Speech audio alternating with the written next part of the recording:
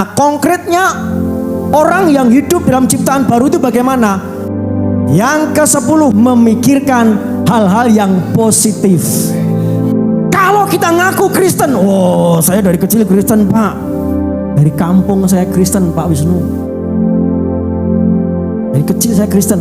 Tapi kalau pikiranmu dan pikiranku itu negatif terus, pesimis terus, khawatir terus, engkau bukan Kristen sesungguhnya.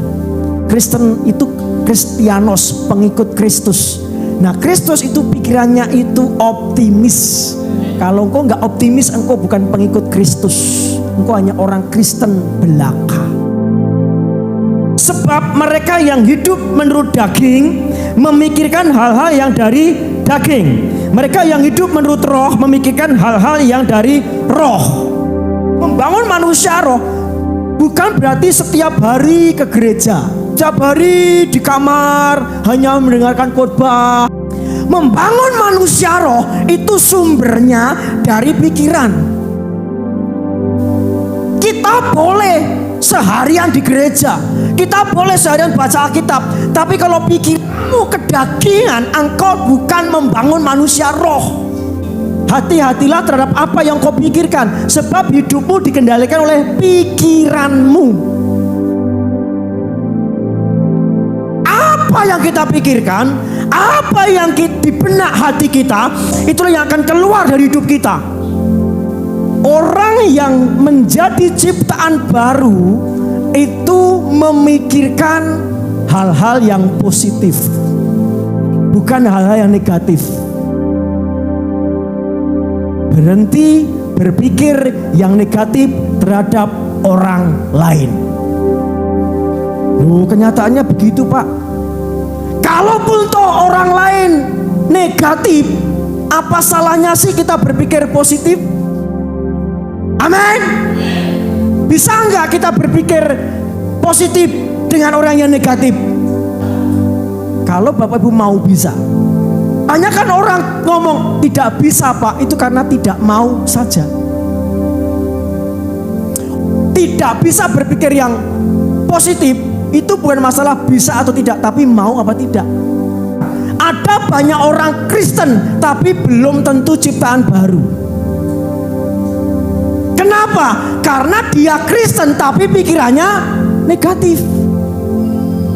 Dia orang Kristen tapi pikirannya pesimis. Dia orang Kristen tapi pikirannya dipenuhi dengan kekhawatiran, ketakutan, kecemasan. Waduh, nanti krisis. Waduh, kegoncangan terjadi di mana-mana. Nanti saya bagaimana? Nah, ini Kristen tapi belum ciptaan baru. Karena orang yang ciptaan baru itu tidak memikirkan hal-hal yang negatif. Pikirlah yang positif terhadap situasi kondisi yang negatif sekalipun. Berpikirlah yang positif terhadap orang-orang yang negatif sekalipun. Loh, dia perlakuannya negatif sama kita loh Pak. Terus apakah kita harus positif Pak? Iya, harus positif. Itulah yang Yesus ajarkan. Kasihlah musuhmu. Nah, musuh itu kan negatif, tapi justru mengasihi positif. Kalau kita mengatakan saya menjadi ciptaan baru, kita harus berpikir seperti Yesus berpikir. Mereka negatif semua. Memaku, menyalib, menombak, memakaikan mahkota duri, itu negatif semua. Tapi apa respon Yesus? Apa pikiran Yesus? Bapa, ampuni mereka karena mereka tidak tahu apa yang mereka perbuat. Inilah ciri orang yang sudah menjadi ciptaan baru. Berpikir yang positif di tengah-tengah kondisi yang negatif. Yang ke-11 adalah dahulu kita sering memperkatakan hal-hal negatif dari mulut kita. Sebagai orang ciptaan baru, mari berkata yang positif. Berpikir yang positif, berkata yang positif. Pergunakan pikiranmu dengan positif. Sekarang pergunakan mulutmu dengan positif. Hendaklah perkataan Kristus diam dengan segala kekayaannya di antara kamu. Kalau hatimu dipenuhi dengan perkataan Kristus, maka dari hati memancarkan kehidupan. Kalau hatimu ada perkataan Kristus, maka yang memancar juga perkataan Kristus. Kata-katamu seperti kata-kata Kristus. Amin. Yang memberkati, yang mengampuni, yang tidak menghakimi. Saya menemukan banyak orang Kristen yang belum seperti agamanya Kristen, neng gereja iya, rajin yo miso-miso. Artinya dia bukan ciptaan baru. Orang Kristen seperti ini hanya beragama Kristen saja, belum ciptaan baru. Perkataannya negatif. Yang berdiam dalam dirinya itu bukan perkataan Kristus. Hendaklah perkataan Kristus diam dengan segala kekayaannya di antara kamu, sehingga kamu dengan segala hikmat mengajar dan menegur seorang akan yang lain, dan sambil menyanyikan mazmur dan puji-pujian dan nyanyian rohani, kamu mengucapkan syukur kepada Allah di dalam hatimu. Dan jadi yang keluar dari mulut kita ini adalah apa? Nyanyian mazmur, puji-pujian, nyanyian rohani. Perkataan kita itu menentukan siapa kita. Orang Kristen yang ciptaan baru itu adalah orang Kristen yang berpikir dan berkata yang positif, walaupun di tengah-tengah kondisi keadaan di hadapan orang-orang yang negatif. Yesus sudah memberikan contoh banyak hal. Ya, ketika di hadapannya ada 5.000 orang kelaparan, dan di tangannya 5 roti dan 2 ikan. Bagaimana perkataan Yesus? Apa dia bersungut-sungut? Apa dia menyalahkan murid-murid? Piye to iki murid-murid golek roti ra iso? Percuma tak ajari selama ini. Enggak begitu. Ini lagi anak kecil cuman kasih 5 roti dan 2 ikan. Apa kamu? Yesus tidak mengutuk, mengumpat dan bersungut-sungut dari mulutnya. Tapi dari 5 roti dan 2 ikan dia menengadah, mengucap syukur. Walaupun kondisinya negatif loh. Yang dikasih makan 5.000 orang, laki-laki, belum perempuan dan anak-anak. Yang untuk kasih makan 5 roti dan 2 ikan. Kira-kira wah ini iso ndak? Ndak iso. Tapi bagaimana respon Yesus? Dia mengucap syukur. Kalau kebutuhanmu banyak dan sementara uangmu gak banyak, apa yang kau lakukan? Apa yang kau ucapkan? Selama kau butuh banyak uang, tapi income-mu ndak ada, apa yang keluar dari mulutmu? Kalau kita belajar dari Yesus, dia mengucapkan syukur. Tuhan, Bapa terima kasih buat 5 roti dan 2 ikan ini. Nyanyikan mazmur, menyanyikan mazmur memuji Tuhan, bersyukur, dan puji-pujian dan nyanyian rohani. Dalam kondisi yang negatif, kita sebagai orang ciptaan baru seharusnya memuji Tuhan, bersyukur, bermazmur, menyanyikan lagu-lagu rohani. Selama ini kita dicetak oleh dunia, selama ini kita dibentuk oleh dunia. Apa yang kita lihat itu yang kita ucapkan. Nah, yang kita lihat itu jelek, ya kita ngomongnya jelek. Kalau orang itu negatif sama kita, ya kita negatif juga. Sering kan kita dengar begini, ya begini sih gimana? Nah, itu. Ya kamu sih begitu, ya saya jadi begini. Ah, itu. Orang yang suka ngomong begini, ini dikendalikan oleh keadaan. Orang yang suka ngomong begini, ini dikendalikan oleh orang lain. Ya saya begini karena kamu begitu. Nah, ya. Ya bagaimana lagi Ong, kondisi seperti ini, apa salah saya seperti ini? Nah ini, orang yang suka ngomong begitu, itu tandanya orang itu sedang dibentuk oleh dunia, dicetak oleh dunia. Tapi harusnya ciptaan baru tidak dikendalikan, tidak dicetak, tidak dibentuk oleh dunia. Justru kita mencetak, membentuk, mempengaruhi dunia, apapun kondisinya. Amin. Jadi hidup kita karena firman. Amin. Hidup kita karena firman, dibentuk, dicetak oleh kuasa firman. Firman yang menguasai kita, firman yang mengendalikan kita, firman yang memenuhi hidup kita, bukan pandangan kita lagi. Hidup karena firman, hidup oleh firman, itu setiap pengambilan keputusan itu sesuai dengan firman. Amin. Kalau yang kita masukkan itu firman Tuhan, perkataan Kristus, ya, kata-kata profetik, maka ketika ada masalah, ada kesulitan, ada tantangan, nggak kaget tapi bilang, segala perkara dapat kutanggung dalam Dia yang memberi kekuatan kepadaku. Ketika dokter bilang, Pak, Bu, jenengan kena sakit jantung, oleh bilur-bilur Kristus saya sembuh.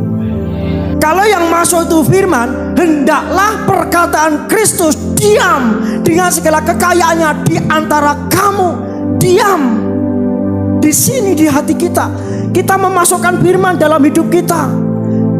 Firman, firman, firman, firman. Sehingga ketika kita digoncang, yang keluar apa? Firman.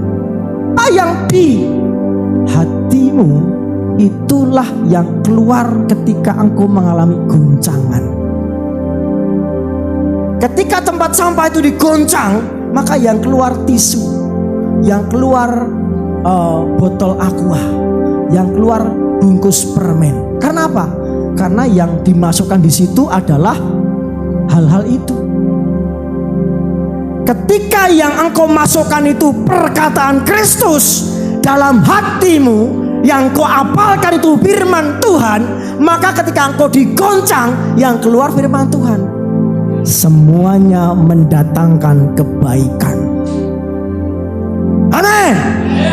Jadi sekarang saya tahu, ketika engkau sedang punya masalah digoncang, kalau perkataanmu negatif, berarti engkau gak pernah baca firman. Kalau selama ini ada tantangan kesulitan menggoncangkan hidupmu dan mulutmu jelek, menunjukkan bahwa engkau gak ada firman, kosong. Yang ada adalah sampah. Sehingga ketika ada tantangan kesulitan menggoncang engkau, keluar sampah. 12. Dahulu kita tidak tahu menahu tentang pribadi Roh Kudus. Kita nggak tahu. Ada banyak orang Kristen yang nggak ngerti Roh Kudus. Nah, tapi setelah kita menjadi orang Kristen, kita tahu Roh Kudus itu siapa, karyanya bagaimana, dampak dalam hidup saya itu apa, kita tahu. Katanya kepada mereka, sudahkah kamu menerima Roh Kudus ketika kamu menjadi percaya? Akan tapi mereka menjawab dia, belum, bahkan kami belum pernah mendengar bahwa ada Roh Kudus. Ini jemaat di Efesus, mereka sudah percaya. Bahkan Alkitab mencatat murid-murid, ada murid-murid, beberapa murid di Efesus. Tetapi ketika Paulus berkunjung ke Efesus ini, dia mendapati kok tidak ada pekerjaan roh ya. Yang dimaksud pekerjaan roh adalah baptisan Roh Kudus waktu itu. Nah, oleh sebab itu dia bertanya, sudahkah kamu menerima Roh Kudus ketika kamu menjadi percaya? Mereka sudah menjadi percaya loh, tapi tidak tahu Roh Kudus. Apa jawabannya? Belum, bahkan kami belum pernah mendengar bahwa ada Roh Kudus. Mereka sudah menjadi percaya, tapi belum tahu Roh Kudus. Aneh. Jadi jangan bangga kalau kita hanya percaya Yesus. Jangan bangga kalau kita hanya menjadi orang Kristen. Kita harus mengerti, memahami, melibatkan pekerjaan Roh Kudus dalam kehidupan kita. Roh Kuduslah yang melahirkan gereja. Saat dipenuhi Roh Kudus, Petrus mulai memimpin jemaat mula-mula. Jadi gereja mula-mula, lahirnya gereja itu karena pekerjaan Roh Kudus. Kalau gereja tidak menekankan Roh Kudus, artinya gereja itu tidak punya ibu. Anak tanpa ibu, anak tanpa orang tua. Roh Kudus adalah ibu dari sebuah gereja. tanpa Roh Kudus, maka gereja itu yatim piatu, tidak ada apa-apanya. Oleh sebab itu Bapak Ibu, pastikan kita melibatkan Roh Kudus, ngerti Roh Kudus. Ngerti Roh Kudus, libatkan Roh Kudus, berbicara dengan Roh Kudus. Gereja ini pun juga ada karena pekerjaan Roh Kudus. Ya, pekerjaan Roh Kudus melawat beberapa jemaat dulu. Mereka mengalami lawatan Tuhan, dijamah Roh Kudus, bahasa roh dan sebagainya, ada pernyataan Roh Tuhan. Nah, ayo Bapak Ibu, Roh Kudus itu jangan berhenti. Pak Stephen ngomong begini, semua gereja itu pernah mengalami kegerakan. Semua gereja itu pernah mengalami pencurahan roh. Masalahnya berhenti. Masalahnya adalah tidak ada yang melanjutkan. Masalahnya adalah rutinitas, kebiasaan. Makanya rutinitas kebiasaan ini menjadi sebuah monster besar yang menghambat kegerakan Roh Kudus bekerja dalam sebuah gereja. Maksudnya begini, ketika Bapak Ibu mengalami pekerjaan roh di tempat ini setahun, 2 tahun, 5 tahun, dan engkau sudah merasa, oh biasa aku. Awalnya sih saya tergerak, saya berapi-api. Awalnya saya makantar-kantar, mulat-mulat, berkobar-kobar. Tapi sekarang udah biasa tuh. Paling nanti Pak Wisnu berdoa, kita menyembah Tuhan, kita mengalami pencurahan roh, paling gitu aja. Nah, kalau kita ngomong paling begitu saja, kita sudah masuk kepada rutinitas. Akhirnya pekerjaan roh nggak ada lagi dalam kehidupan kita. Yang ada apa? Bosan, bete, kering, males, pokoknya alah. Padahal teman-teman disampaikan akhirnya mengalami pencurahan roh, dijamah Roh Kudus, nangis luar biasa. Kita karena rutinitas terjebak dalam kebiasaan, kita hambar, kita tawar. Oleh sebab itu jangan kita rutinitas. Oh, yang penting doa Pak. Ya. Tapi kalau doa tanpa urapan, kuasa, libatkan Roh Kudus, doa kita hampa. Pelayanan kita, pelayanan yang digerakkan oleh Roh Kudus. Pelayanan tanpa Roh Kudus, hampa, kering, membosankan. Gitu-gitu aja. Pembacaan firman Tuhan, begitu buka Alkitab, mantuk. Kenapa? Karena Roh Kudus tidak kita libatkan. Dengan kata lain, doa, pelayanan, pembacaan firman ke gereja kita itu hanya karena kita orang Kristen, karena kewajibannya wong Kristen ngono kuwi, tapi tidak ada pekerjaan roh. Pastikan ada pekerjaan roh dalam kehidupan kita. Jarine wong Jawa ngendika ngeten, urip ki kudu urup. Bener mboten leres mboten? Urip ki kudu urup. Urup ki geni. Kalau hidupmu nggak ada geni, api Roh Kudus, uripmu nggak urip. Engkau nggak bergairah. Urip ki kudu ana urupe.